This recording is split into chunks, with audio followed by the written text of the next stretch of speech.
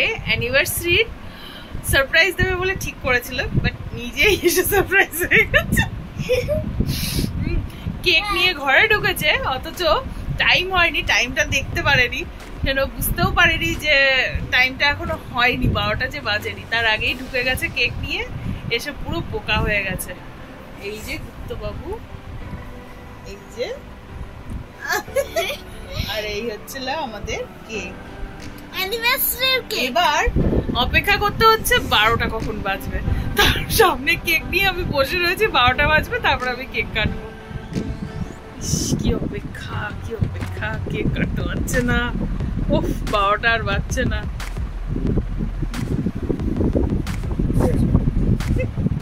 ওর লিখে নিয়ে এসছে ডিয়ার পাখি।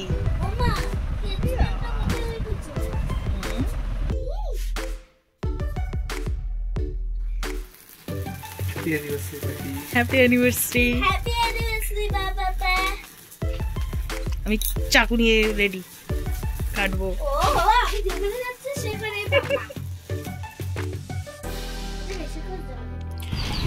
পরের দিন বেরিয়ে গেছি আমরা সকাল সকাল, সকাল সকাল বললে ভুল হবে, দুপুরবেলা আমাকে নিয়ে গেছে দিবাপিতে বিরিয়ানি খাওয়াতে, এবং পুরোটাই সারপ্রাইজ, আমি কিন্তু কিছুই জানতাম না।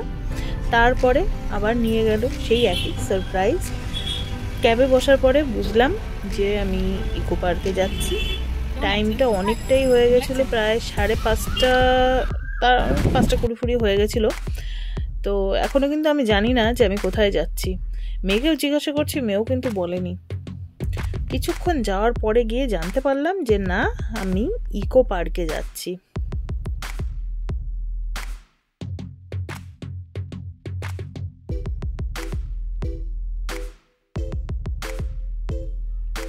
মনটাও বেশ খুশি খুশি হয়ে গেছে, কারণ আমি ইকো পার্কে এর আগে যাইনি, তো আজকে আমি ফার্স্ট টাইম যাচ্ছি, তো ভালো, আমিও এক্সাইটেড।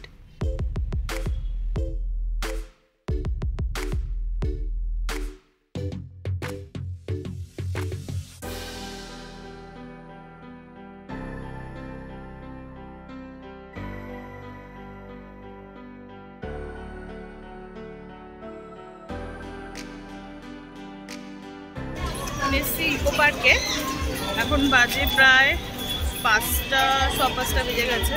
আস্তে আস্তে লেট হয়ে গেছে, প্রসেনজিতের সারপ্রাইজ আর কি, আগে থেকে সকালবেলা বলবে না, হঠাৎ করে নিয়ে চলে এসেছে।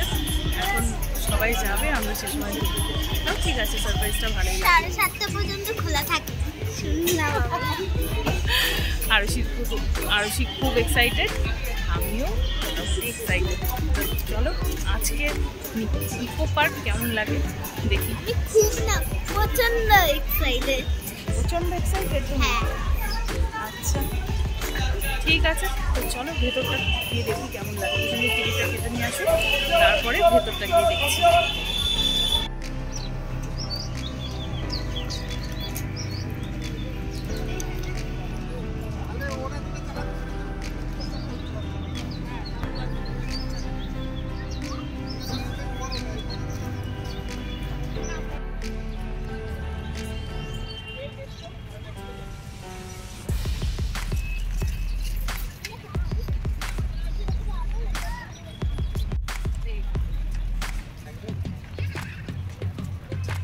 হ্যাঁ,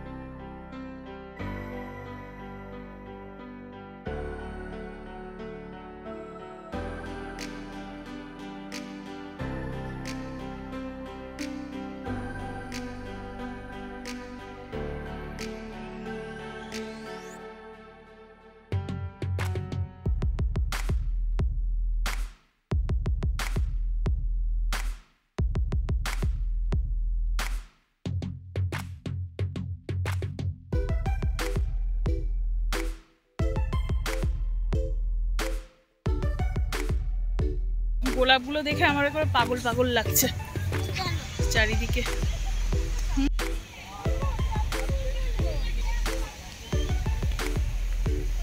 দেখ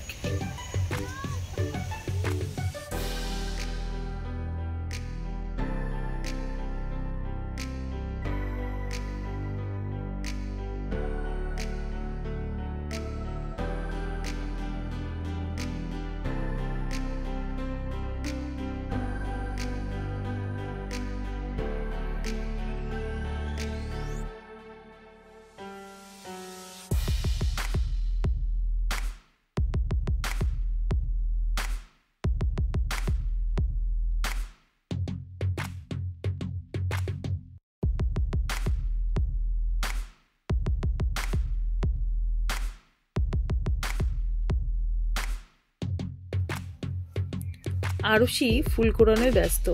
চারিদিকে এত পরিমাণে পলাশ ফুল পড়ে রয়েছে, একদম যেন মনে হচ্ছে লাল চাদরকেও বিছিয়ে রেখেছে। প্রচুর পরিমাণে ফুল চারিদিকে পড়েছিল, আমিও কিছুটা কুড়িয়েছি। আর মনে হচ্ছিল যেন একদম পুরুলিয়ার জঙ্গলে চলে এসেছি। খুব সুন্দর লাগছিল কিন্তু এই ফুল কুড়াতে।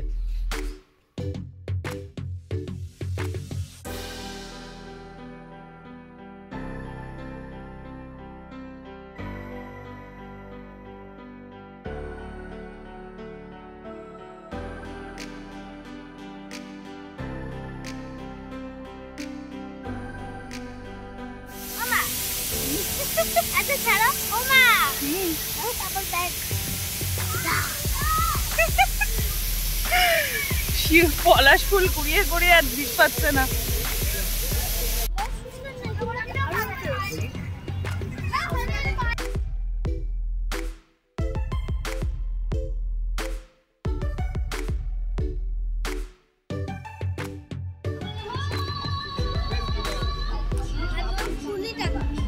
মাত্র 20 টাকা? তাই এখন দেখবো চলো 7 ওয়ান্ডার্স।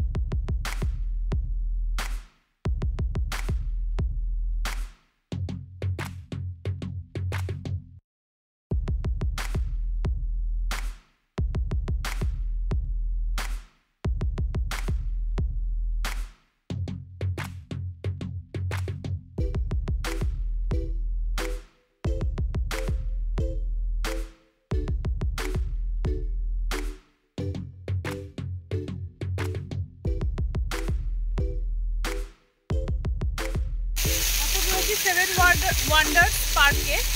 আর খুব সুন্দর জায়গাটায়। এই আমাদের আস্তে আস্তে সন্ধ্যা হয়ে গেছে ঠিকই, কিন্তু জায়গাটা কিন্তু দারুণ।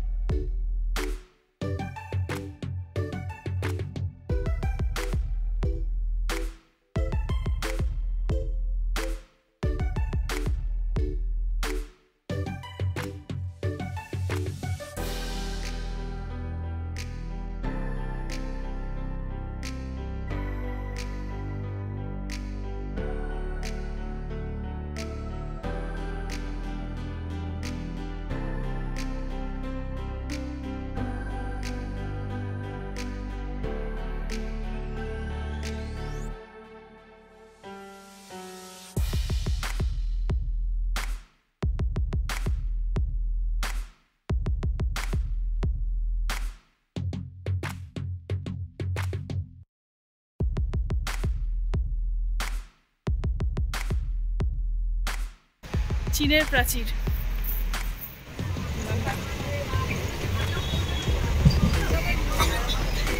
এখন বাড়ি ফিরছি, তাই তো? আমার অন্ধকার হয়ে গেল। কি মিস করছো তুমি?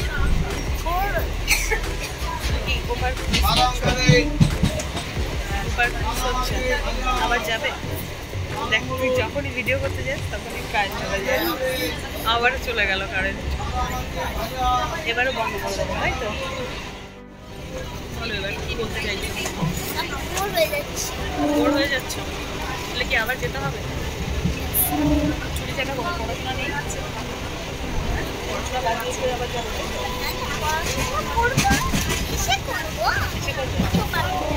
আবার ইকো পার্কে যাবে? ঠিক আছে, পড়াশোনা বাদ দিয়ে দিলে ইকো পার্কে গিয়ে ঘুরে বেড়াবে। আর সো ফ্রেন্ড, এই ফিরলাম বাড়িতে। এখন রাত 10:30 বাজে। সারাদিন খুব ঘুরেছি, খুব খেয়েছি, আর সত্যি এখন খুব ক্লান্ত আমি। প্রসেনজিৎ যেহেতু আবার বাইরে গেছে, যে মানে কিছু খাবার কিনে নিয়ে আসার জন্য, কারণ এখন তো আমি রান্না করতে পারবো না, সেরকম কিছু রান্না করাও নেই। তো বাবা রয়েছে আর মামাও রয়েছে, খাবে, তো সেই জন্য নিয়ে আসতে হবে। আমি আর রাত্রে কিছু খাবো না, প্রসেনজিৎ খাবে। যদি প্রসেনজিৎ নিজের মতো বুঝে নিয়ে আসবে খাবার, তো আজকে ডিনারটা বাইরে থেকে কিনেই খেতে হবে।